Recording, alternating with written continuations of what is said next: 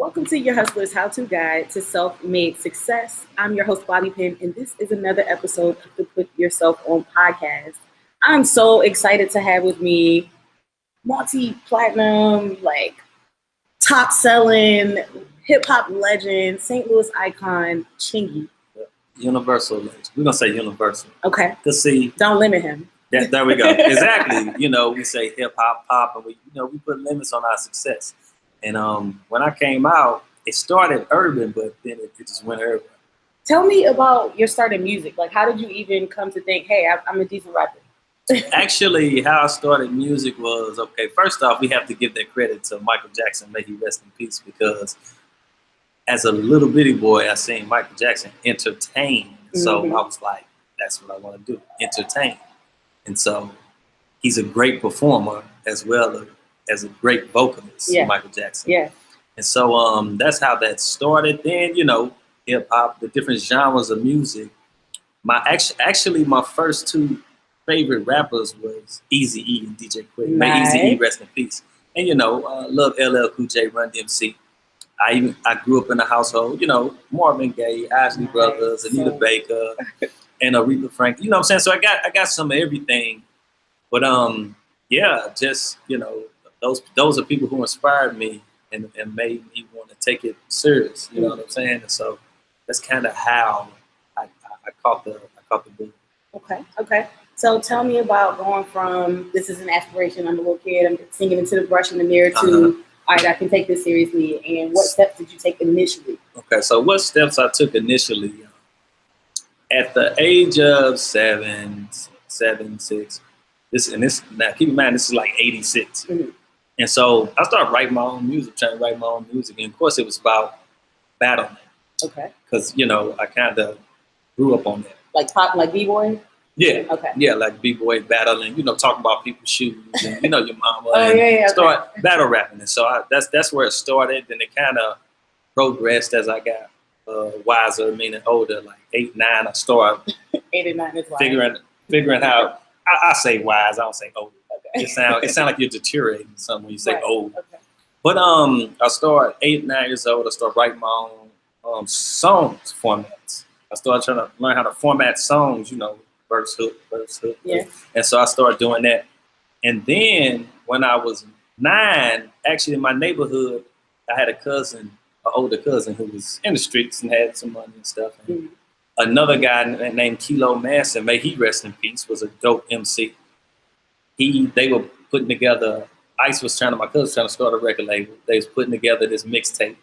And Kilo had 5 records on there.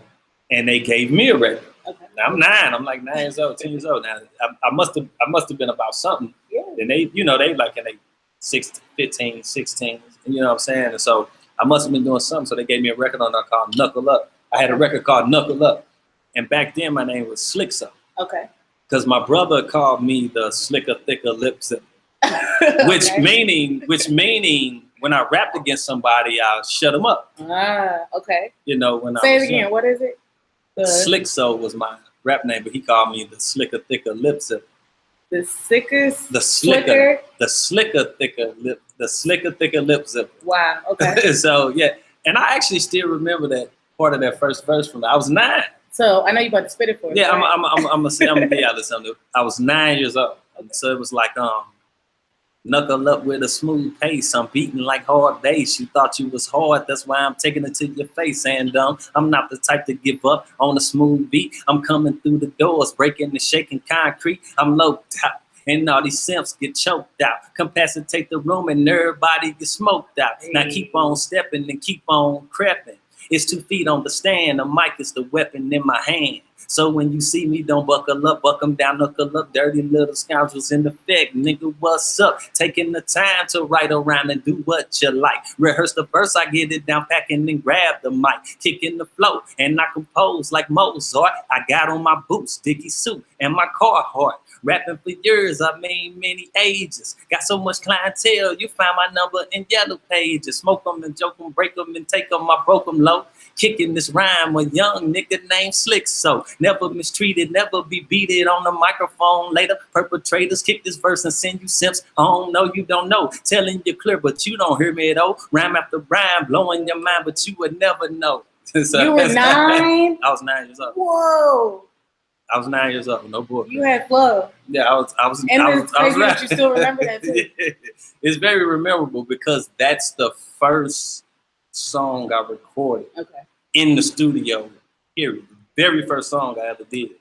Man, shout out to the OGs for putting you on. Oh yeah, it was love. beautiful. See, people have to realize something. Now we're talking about 87, 89. You know, around this time, it was a handful of people in St. Louis on the music scene that was trying to do something. And I was one of them as a little kid. And everybody that was doing it knew me. Yeah. You know, the wiser guys and who was trying to do stuff. This can be vouched by Jess Black, Guccio. You know, so this is back when Bulletproof was starting, St. Louis Gangsters. And it was a handful of people. This is before your St. Lunatics. This is before Nelly and everybody. You know what I'm saying? And I was there. This from the roots. Nice. From the root of it. All right. So tell me about your progression. You had this feature. Now it's time for you to step into the spotlight and become Chingy. How did that evolution come about? We're gonna go from 9 in the studio. Then we gonna go to doing talent shows. I was 12, 13, winning talent shows actually. Then we gonna fast forward to 15, 16, putting out local CD. I was in a group called Without Warning. We had, was getting radio play and all that, traveling out of town. Then we gonna go to 2000 where I had got out of that group. And then I was just doing my thing. And Ahmad, a friend of mine, which is Ali's brother from the St. Lunatics. And this is when, Nelly and them got on in 99. Right, And so we were just making music. And then we was like, let's just do this group thing, see how it work out or whatever. We was making good music, though. And so Ma was on tour with Nelly and them doing, whatever, just working, however he was working, carrying bags, moving stuff or whatever. And so, they started hearing people was hearing our music. And Love, supposed to be T-Love from St. Louis, STL Love was supposed to be our manager. He started managing, in which we started opening up the Lunatics Nelly and them shows. Which is about 10,000 people, a lot of people. Nice. So we was called 3 Strikes. And we got great response. Unfortunately, that didn't work out. And so now this is around 2001. Leading into 2002. I got with the producers, Track Stars, who produced my first album in the summer of 2002. I've been knowing Sham, because Sham was one of them few people that was in a group called Out of Order, PD Wax Records, long time ago. And so that was my dude. We seen each other around on the music scene. And so him and Zoe, which was a friend of his, his beat partner, in the summer we connected and said we're gonna work on some music. Now this is 2002, summer of 2002. We started recording that music in September, October. By December 14th, I had my record deal. Nice. And so they knew Chaka Zulu, who was the owner and manager of Ludacris, of Disturbing the Peace. Down in Atlanta. Yeah, and so he told them, when y'all got something, send it to me. We put together a demo, about 6 songs on there, sent it to a couple of record labels and sent it to him. Now, he hit back and said, tell him to finish this song, which was right there. I had a verse and a hook on it. I wrote that when I was 16. Oh, wow. We're talking about I was 22. When, I wrote that when I was 16, but I finished it when I was 22. And so, we put it on vinyl and stuff, got it pressed up and everything, shoot it out to some DJs and everything. And now this is before December 14th. So we was trying to make a little noise on our own. Yeah. December 14th, I had my record deal. Wow. Yeah. And then right there was the #1 record in the country the next following year. I know you had me. I'm from DC originally. I was out in DC hitting the chicken. Yeah, you got to. And as soon as I got here, I went to Courtesy Diner. I had to go see it. Where I shot, yeah. I had to go see Famous. See, it's legendary. It's historic. Seriously. Yeah. So I got 2 things from that story. The first is sometimes it's okay, I guess, to like revisit something that you left on the shelf. If that song was your first hit and you wrote it when you were 16, that's kind of awesome. And I didn't even think nothing of it. I just had it. And they played the beat CD for me, and that was the first beat that came up. I was like, I got something to that. Go to the next one. Okay. And also while we was working on Jackpot, we recorded a lot of stuff. So I think one night the electricity had cut off. We lost like 2 albums. I don't know. No what bull I would crap. We had Jackpot and we had about 2 other albums that we lost. I mean, some great music too. We straight lost all of it. So what's the lesson there for musicians? Back everything up. Backup drives. Keep a backup drive, please. Man, that's crazy. Yeah. So for a long time, people were like, "So where's Chingy? What happened after that?" You know what? After Jackpot, I had Powerball. Right. Okay. Yeah, Powerball came out, and Baller Baby was my first single. Then I had the remix with Lil Flip. The Baller Baby remix was did great. It's #1 for like a while. The video was #1 for like a while. The song did great. The album did great. But this was around. I wasn't with Disturbing the Peace at this time, so this whole thing had occurred. And for people that don't know, because I'm sure people want to know how that happened. 2004, this lawyer came, and my mother, may she rest in paradise. This lawyer came. My mama got this lawyer, just trying to help the situation. But this lawyer came. Like I said, his name. He wasn't an entertainment lawyer. He thought he knew what he was doing. I don't know. I'm like a 24-year-old kid. I have no clue. Yeah. Not at all. I'm thinking I'm getting a lawyer. This is the right thing to do. Yeah. He knows what he's talking about. Yeah. First thing he goes off and say is Disturbing Peace is still on. This is the first thing he said. So I'm confused. Now I'm totally confused because I'm like, man, I love these people. They, Chaka, they good for me and everything. So I'm like, wow, no way. Like I don't know. You know what I'm saying? So we have a big meeting and everything. Chaka and them there, Disturbing Peace staff and everything. And Chaka asked me like, man, I have to do something to you. I'm like, no, I don't know. I'm confused. You know what I'm saying? And the lawyer, he kept saying it. He kept on with that. So I'm still confused. So after that meeting, things kind of just slowly kind of separated. Yeah, things kind of slowly between me and them. The lawyer, I had eventually got rid of him. He was just messing things up. And so the record label, and the reason Powerball, it was still a success, but I came out with 1 single and a remix. That's it. And I had great records on it. 26s with Lil Wayne. Don't Worry with Janet Jackson. Leave With Me with R. Kelly. Bun B song. It was dope. Yeah, it was dope. They didn't know what they were doing. And so it kind of just failed. That project, it was still successful, right? But it could have been more successful. It didn't get to push it, probably should have. It did not get the push it should have. And so, and they didn't listen to us. Yeah. They didn't listen to us when we say, let's put this out and do this. They just doing their own thing. It's European people. But, and so after that, I mean, it was Disturbing the Peace under. Like, was it a? They was Def Jam. Okay. It was under Def Jam. I was with Cap. Oh, okay. Yeah, 2 different entities. And so after Powerball and everything, progressing, I still had Pulling Me Back came out. Right. My third. That was the #1 record. Yeah. You know what I'm saying? #1 video. So it ain't like that now, yeah. It ain't like I was falling off. It was nothing to do with that. But it was a situation where the company was more, and I'm talking about Capital. They were used to rock bands and pop, like, you know what I'm saying? They were used to this type of stuff. They didn't know how to promote the hip hop or whatever you want to call it. And so it was a struggle and they didn't listen. And so, but we were still going. We were still doing what we had to do. #1 record, Jermaine Dupri. Jermaine Dupri is somebody I used to try to get signed to when I was 12. I used to go to Atlanta and look for him. Because Criss Cross is make Chris Kelly rest in peace, was one of my favorite young groups. I used to try to be like that. Oh yeah, that was my guys. And so Jermaine Dupri, that was a dream come true. Making a song with Jermaine Dupri and having a #1 record. Yeah. It don't happen often like that. You know what I'm saying? And so I really appreciated that. And this is the time Capitol started sinking, 2006. And was doing a lot of revamping the Capitol. And I got caught up in that sync. So people have to understand, a lot of people think he's missing. No music out. Don't hear him on the mainstream radio. This is that. They forget the business part. Stuff goes on.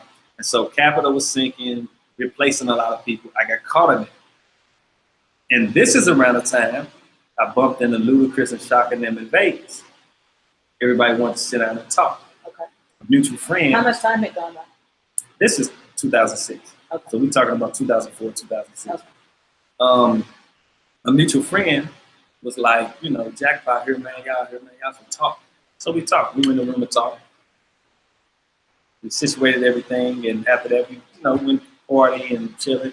And then we talked about it, and that's when I was re-signing back to the Disturbing Peace Def Jam. I had talked about it with my lawyer. My lawyer was like, yeah, you know. New lawyer. New lawyer, entertainment lawyer. Okay. So he was like, you know what, that ain't a bad idea. What you do, this, and that. But I shouldn't have. I feel I shouldn't have done it. I should have let bygones be bygones. We good, we cool, but I don't think I should. It was a lot going on. They were trying to be new artists. Things was getting unfocused, and it was just, you know, every which way, and things didn't get promoted right. You know what I'm saying? And that's in 2007. I came out with "Fly Like Me" with A. Marie, which is a great record. Yeah. A great record, but at the time it was wrong.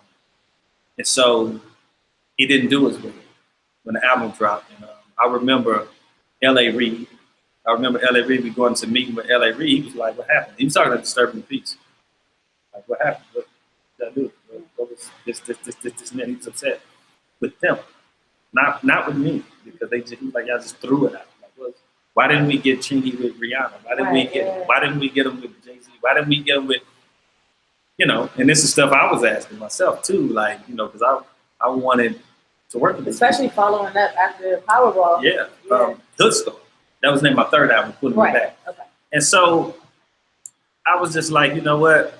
All right, well, I stayed in Atlanta around this time.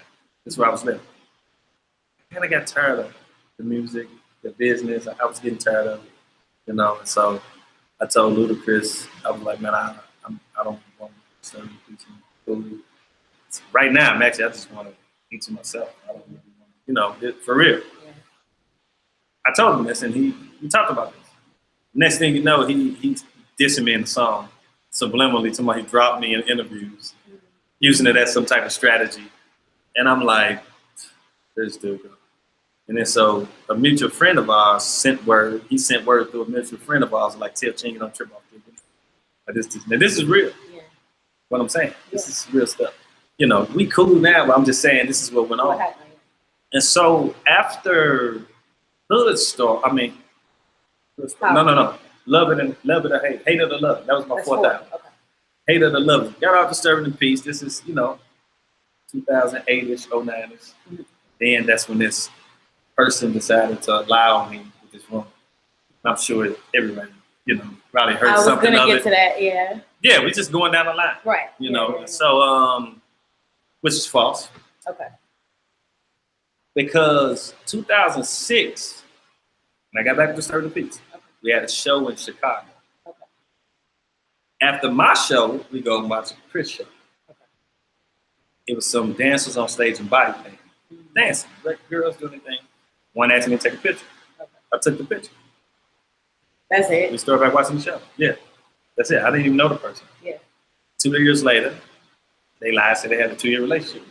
Wow. From a picture? Yeah. That's weird. Well, they was trying to get famous. They wanted a reality show. They wanted, you know, these things, and they tried to use me as a little guinea pig to get 15 minutes of fame. And then they end up apologizing, coming out, telling the world that it was a lie and everything because they had no choice. You know what I'm saying? That's what happened. You know, and it actually it hurt my career. Okay. It really did. It hurt my career a lot. In what way? At that time, I was working on signing a record deal with Interscope. Okay. At that time, I had been going to LA on yachts with these people and discussing business and everything. They heard that was so big socially, they didn't go through with it. That lie was so big socially, they did not go through with it. They couldn't help you sort through that? No? They didn't want to know parts of it. I was hurt. I'm sure. I was very hurt about that because this is my career. Do you think it was sabotage by chance? Somebody who didn't want to see you succeed put it out? Maybe so. A couple people told me it was a Disturbing Peace. Ludacris. I don't know. But I feel like, yeah, you know. And then you have your Charlemagne's who Flame the Fire. Yeah, Flame the Fire, hating. doing different things.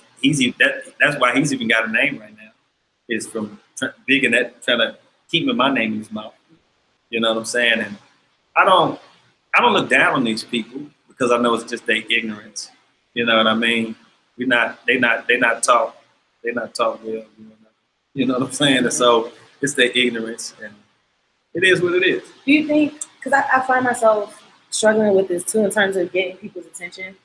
I work in media. I work for mainstream publications, and then of course I have my personal platform.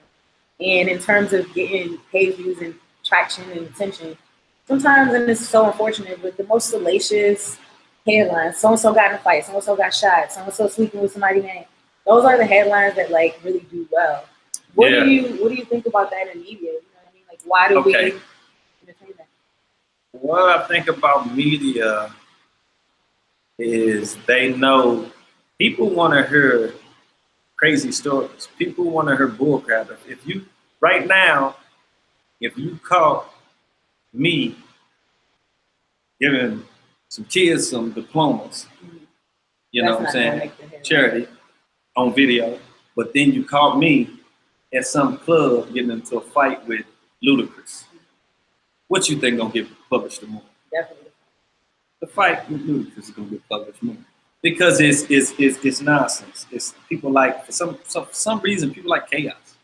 You know what I mean? They like imbalanced things, but the media promotes these things. You know what I'm saying? They don't want to. You go on a radio station, sometimes they want to hear, and a lot of blogs and everything, I ain't pinpointing just radio stations, but they want to talk about a lot of imbalanced stuff. And when I say imbalanced, negative.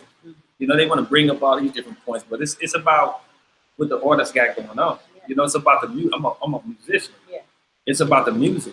We can get into the personal life, and it used to didn't really be about getting so far into your personal life. It was about your craft. But now with the social media, now I see on YouTube all the time, people make up so much stuff. Their titles will be very degrading towards an artist. Yeah. And saying, oh, Jay-Z just dissed 50 Cent. Right. You go, Jay-Z ain't saying nothing about 50 Cent. Clickbait. And this is how they do. Yeah. You know what I'm saying? So I think the media gives the consumer a perception. And that consumer listening to the media, and if they keep getting fed this, if they heard from one radio station, then heard from this blog, then heard from this media magazine outlet, they start to think that it's true. They start to take some type of belief in it. They start believing it, like, oh damn, that must be true. And even if it's not, then let's say the artist say something. You can't win for losing. They'll tell you to be quiet, but then when you say something, oh, you must have did it. So it's crazy. And yeah, and the media, like I said, the media gives the consumer the perception. Now, I always say in life, everybody writes their own book of life. You know what I'm saying? I'm writing mine, you write yours. You can write me in your book as this certain type of character. You can say, oh, Chingy, I don't like him. He's arrogant. You don't like kids or whatever. That's your perception of how you want me to be in your book of life. It don't mean it's true. Right. It do not mean it's true. You know what I'm saying? And so that's what's going on. You know what I mean? A lot of people do and say things about other people to please their mentor, to make them feel good about themselves, as if, oh, I know I messed up, but they messed up too. Yeah, I just brought this person down to my level. Right. Especially they like to do it with celebrities, because celebrities are considered stars and are considered to be some type of higher class than normal class people. And so they like to pick at them and try to bring them down. Yeah. So I like what you said, though. Just, I guess it sounds like the advice out of that would be focus on your truth. And you can't, control other people. You got to focus on your truth. I mean, for every truth is a half truth. But be authentic with yourself and just keep it real with yourself. Stop trying to please everybody. You can't please everybody. This is one thing I go by is life is duality. Life is polarity. It's two. Yeah. You got a hot and you got a cold. Yeah. It looked like it's two things. Right. You may think hot and cold is two things, but actually it's one thing. Right. It's just degrees in between that makes it different. And so it's always going to be a like. It's always going to be a dislike. It's always going to be a love. It's always going to be a hate. You dig what I'm saying? it's just gonna be there. People need to stop worrying about that. That worry is a disease. Mm-hmm. When you worry too much, that's a disease. You can get ill from. Yeah.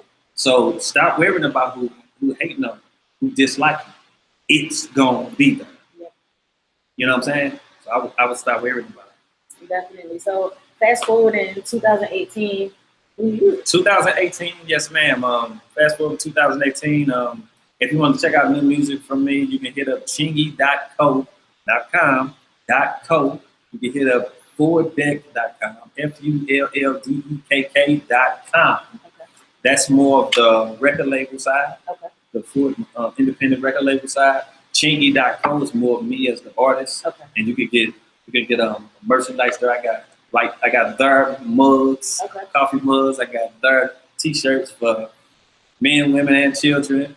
You can get the music on there as well. And I'm working on this my own online store, and so I'm working on getting more products on there. You can hit me up on my social networks. It's at Chingy Full Deck on FULLDEKK on Instagram, Twitter, and Facebook. Chingy Jackpot 1 on Snapchat. And so, Snapchat, yeah, and hit up my Vivo page, my Chingy Vivo page. Check out the new video. And yeah, I'm just grinding on the road, just working and stuff, man, and just staying alive. Okay, I definitely don't want to glaze over this. Tell me about Perfect. The decision to, and the reason behind establishing your own label this time. You kind of gave us your background and your journey in the established industry. So tell me about you deciding to venture into. Me deciding to venture into being an owner of an independent label. Yeah. I always wanted to do that. That's always something I wanted to be a part of, and trying to be an owner of a company, be an entrepreneur, and trying to help others if I can. I don't make promises, but try to help others if I can with Full Deck. And right now, we're rebuilding my brand, rebuilding me. So I'm not necessarily really focused on signing nobody. Okay. Right now, because I feel like don't be sliding in his DMs. Yeah, well, they do that, and I don't mind. I don't mind checking people out or hearing what they got to say. You know what I'm saying? Because you never know. Yeah. But right now I'm kind of focused on rebuilding the Chingy brand. Yeah. But I always wanted to have a record label, have a company. Yeah. Full Deck is actually a lifestyle. Like I'm into like destiny cards. Yeah. I'm into like numerology and stuff. How'd you get into that? I kind of dabble in astrology, as in astrology. I got a degree in astrology actually. Really? And in numerology. Tell me about that. And I've always been one of them kids, the stars. Pay attention to what's up there, and it's wanting to know its relation to down here. Yeah. And so as above, so below, I know it's some type of connection. And so just being into like mathematics and numbers, knowing how numbers carry different vibrations and frequencies. And so that's what got me kind of into numerology and astrology and dealing. And that's what Full Deck is based off. Full Deck is based off numbers. Yeah, that makes sense. You know what I'm saying? So it's not just me saying, oh, record label Full Deck. Right. In numerology, everybody. I'm picturing like a casino. Yeah, it was me being Chingy. Yeah. You know what I'm saying? It all relates though in some way. So in numerology, like you have I'm an ace. Okay. My card is an ace, and an ace represents transformation. Okay. Death of the old, rebirth of the new. And when I look at that, that's why I'm always going through these spiritual and materialistic struggles. Because if I get too materialistic, spiritual side will bring me that and bring me back to realization. And so I'm an ace, and that it represents transformation, death of the old, rebirth of the new. And so my life goes this way. That's why I have so many. It's so many ups and downs. Yeah. It's up and down. I told you, life is about polarity. And so everybody have a card. Everybody have their life card. How do you know what your card is? What's mine? You have to, your birthday and your name. Your birthday, I have to situate and reduce the number to your birthday, and then it's a couple steps to it. So next time that's how you know. You're gonna have to go over my astrology. And it's very interesting because it's real. And so Full Deck is based off life. It's a meaning to it. It ain't just Full Deck cards, and it's a meaning to why I named it. I'm glad I asked. Yeah. So I believe I read somewhere that you have moved into the tech space.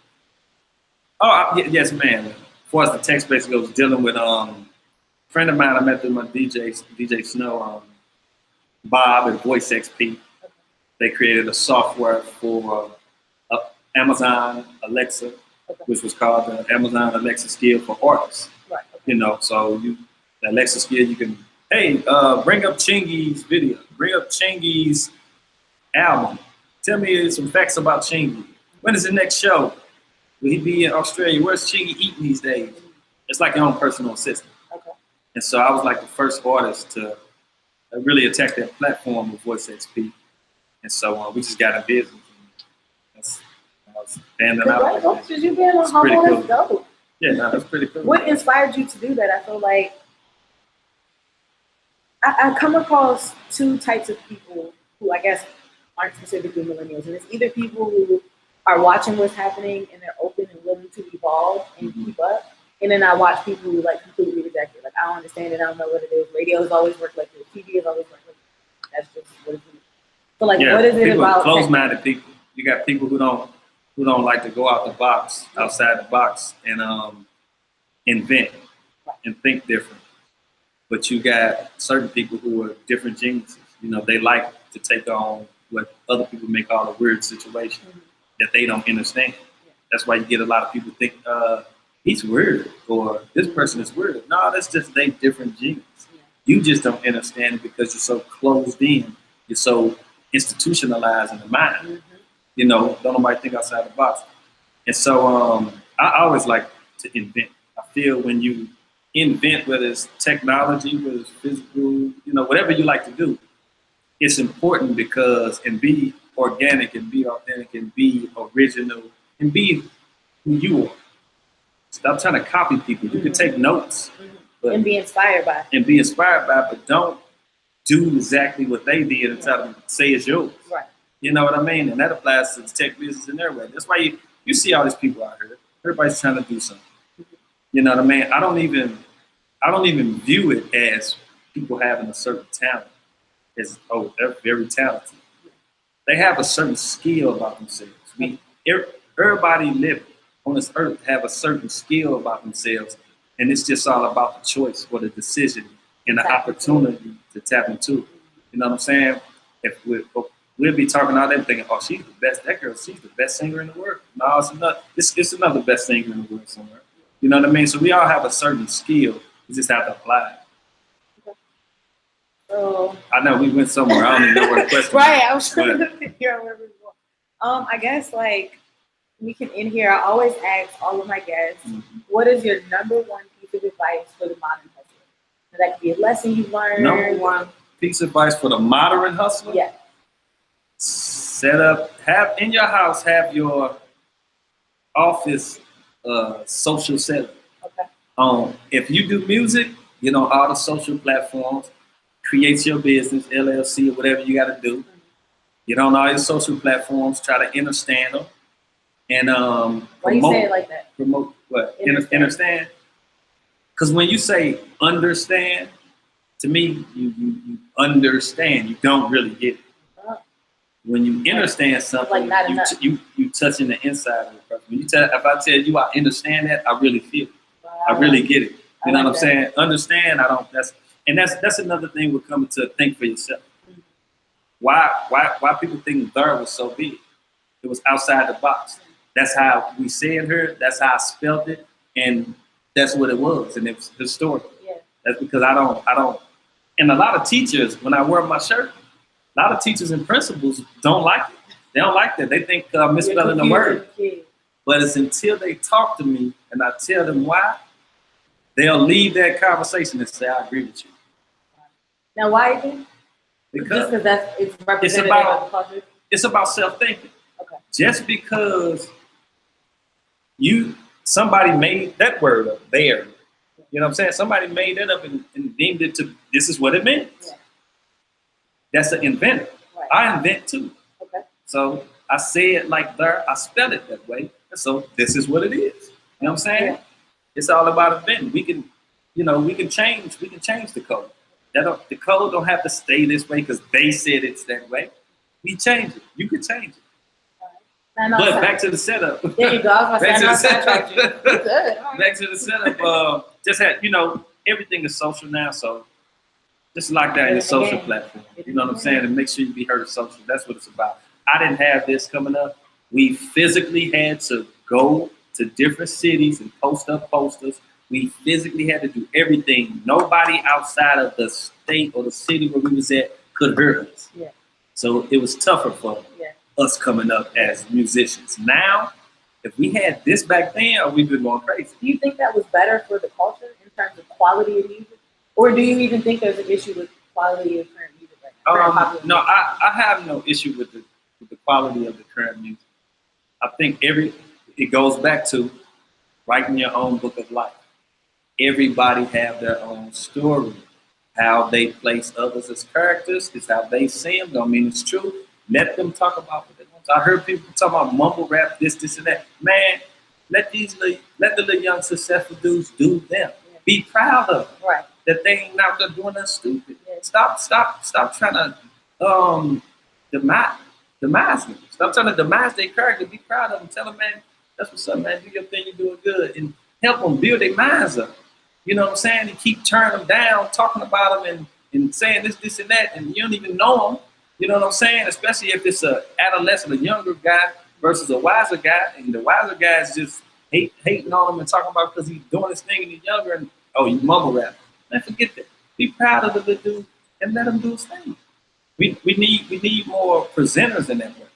You know what I'm saying? I don't consider myself a role model or anything, but I like to help. When I see a little young dude going a different way, maybe get into the streets, I want to talk to him. You know what I'm saying? See why he choose that.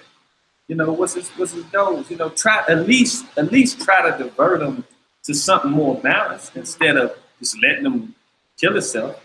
Would you say music saved you from that? I keep hearing, like I said, I'm only a year into St. Louis today. Mm-hmm. So brand new. And I keep hearing that it's, especially in the summer. Hearing. You keep hearing. You keep hearing. Yeah, there you go.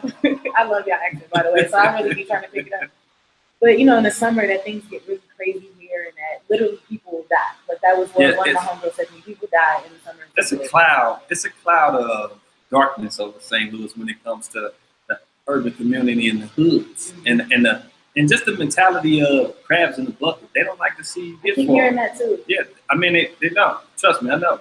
And I think that comes from not having the right guidance. Okay. You got California, you got Atlanta, you got New York, these places that the musicians, they move forward and they help each other, this and that. This is a gutter city. We never, and then the ones who did get on and everything, it still wasn't like a helping hand per se, but you don't know everybody's situation. They may not be able to help you. You know what I'm saying? I think St. Louis just needs to overcome that darkness of not wanting to see the next person with something. You know what I'm saying? And it is like that. Unfortunately, I'm not one of those people. So do you think music is what prevented you from falling into any of those traps, or did you have mentors? Did music prevent me from falling into any of those traps?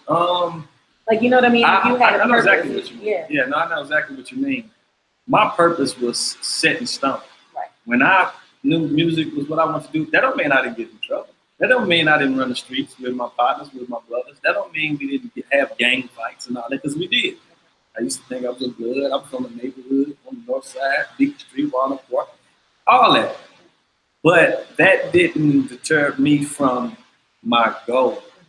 That came first. When you're young, when you're a teenager, you're young, you're going to get into stuff. Yeah. Figuring it out. Yeah. It's all about knowing balance and imbalance.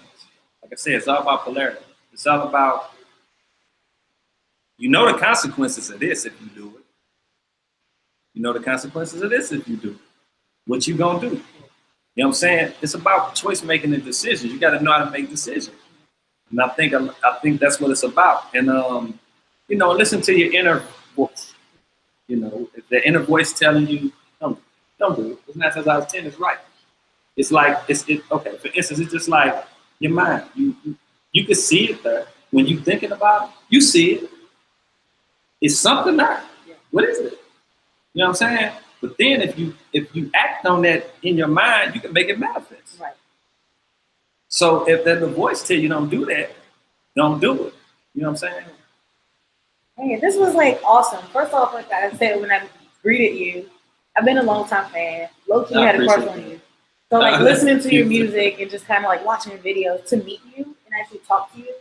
And I picked up on some of your Chingy-isms, so I came up with like a content. Chinglish. Look, he already got a phrase for it. Chinglish, that's what we call it. All right, Chinglish. So I was picking up on your Chinglish. You're very insightful. You're very intelligent. You're very self-aware, and I'm just honored that you shared that with me and with all of my pen pals. So, yes. So yeah, you already told us where everybody can keep up with you one more time. Social media at Chingy Full Deck, FULLDEKK. You want to check out my new music and get you a their shirt or their mug and check out the new music. Chingy.co, not com, co, C-O. I got my label side, fulldeck.com, so you can go there. There's music on there too as well and different stuff. And so yeah, and that's how you reach me. That's how you get in touch with Chingy. Now, I need people to know you have to support the independent artists. Yeah. They always think it because the major record labels, they supposedly, they're the major record labels that you don't really see all of what you think you see. You know what I'm saying? The artists don't get all of it. The artists sometimes get treated like crap. And so if the artist is independent, support the artist on an independent level because they're reaping the real benefits from it. You know what I'm saying? And a lot of consumers don't do that because the title of having a Universal or something on it, yeah, that's the big picture to them. When actually this artist has got his own little situation going, and that's how they really eat. Sometimes you can get messed up at the labels. Nothing against the labels, but this is just the reality of the steps and knowing the contracts, knowing what you're getting into. You're better off independent, especially these days. Artists can control their whole career, and you just got to know how to do it. But we need more support from the people supporting the independent artists. Yeah. You know what I mean? So your favorite artist, the artist you love that's independent, support them, and you know what I'm saying, try your best to support them so they can keep their craft going. Because like I spend a lot of money making music. You know what I'm saying? And so when you put out independent, if it don't do nothing, cool. Because I'm passionate about it. I don't do it to make money. I do it because I'm passionate about it. Money comes third. Money comes back. You know what I'm saying? And when you do it because you're passionate about it and love it, that'll come. Yeah. It'll come. You know what I'm saying? But you still got to put forth some type of effort. And I think people should just start really supporting the independent artists. Not saying that just because I'm independent, not on a major label or nothing. But I've been doing this. Yeah. You know what I'm saying? I got the major deal and this and that, but I've been doing this before that. Yeah. So it's never going to stop. Yeah. So even after that, I'm still going to do it. You know what I'm saying? Right now. Yeah. I love it. Everybody, Put Yourself On Podcast. You can catch us every single Tuesday. Put Yourself On Podcast on SoundCloud, Facebook. You can also check it out at thebobbypin.com. Make sure you check out the Put Yourself On supply closet so you can shop Put Yourself On at thebobbypin.com. And of course, you can catch us on iTunes, Google Play, all that jazz. There's no reason for you to not pick up these gems, especially you got Chingy putting you on game. What's your excuse? What's your excuse? It ain't none. Yeah. Talk to y'all later. Bye.